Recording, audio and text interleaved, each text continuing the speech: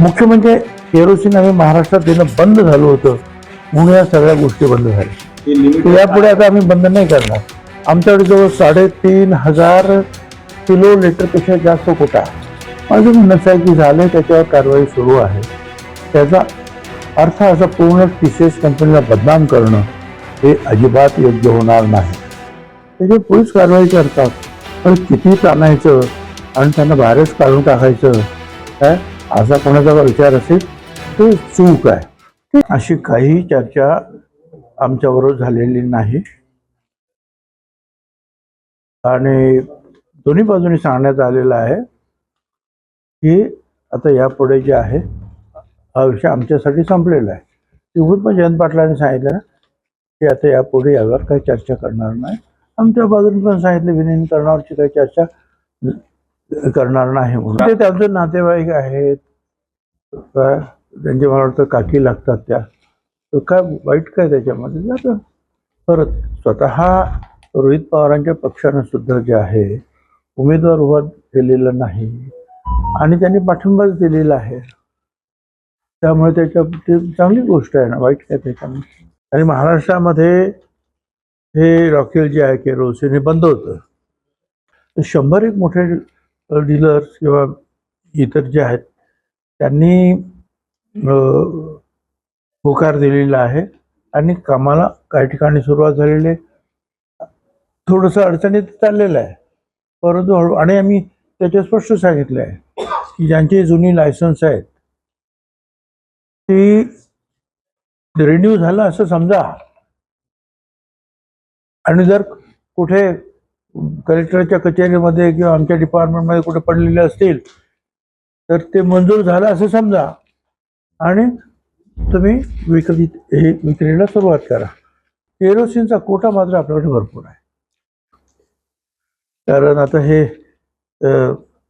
अजूनही जे काही खरं काही वाटत नाही काय होणार आहे तिकडे, एकदमच सगळं बंद पडतं. परत प्रयत्न तर सुरू आहे हे होऊ नये, परंतु याच्या पुढे जे आहे मला असं वाटतं की अशा तयारी आपल्याला ठेवावी लागते. मुख्य म्हणजे केरोसिन आम्ही महाराष्ट्रात देणं बंद झालं होतं म्हणून या सगळ्या गोष्टी बंद झाल्या. यापुढे आता आम्ही बंद नाही करणार. आमच्याकडे जवळ 3,500 किलो लिटरपेक्षा जास्त कोटा आहे. असा आमचे तो कोटा जो आहे पुढे सुद्धा चालू ठेवू. ज्यांना पाहिजे त्यांना हळूहळू वापरायला सुरुवात आहे. पण हे डिझास्टर गेल्यानंतरही ही कंटिन्यू पुढे भविष्यातही सुरू ठेवणार. माझं म्हणणं आहे की झालंय त्याच्यावर कारवाई सुरू आहे. त्याचा अर्थ असा पूर्ण TCS कंपनीला बदनाम करणं हे अजिबात योग्य होणार नाही. कारण आतापर्यंत अशा प्रकारच्या ज्या कंपन्या आहेत त्याच्यामधली अतिशय महत्त्वाची अशी ही कंपनी आहे ज्याच्यावर लोकांचा विश्वास आहे आणि विश्वासाने त्यांच्याकडे आपली कामं दिली जातात. तर एखाद्या ठिकाणी हे झालं आहे त्याची पोलीस कारवाई करतात, पण किती ताणायचं आणि त्यांना बाहेरच काढून टाकायचं काय असा कोणाचा विचार असेल तर चूक आहे. ठीक आहे, तुम्ही त्याच्याबद्दल त्याच्यावर कारवाई केली नाही,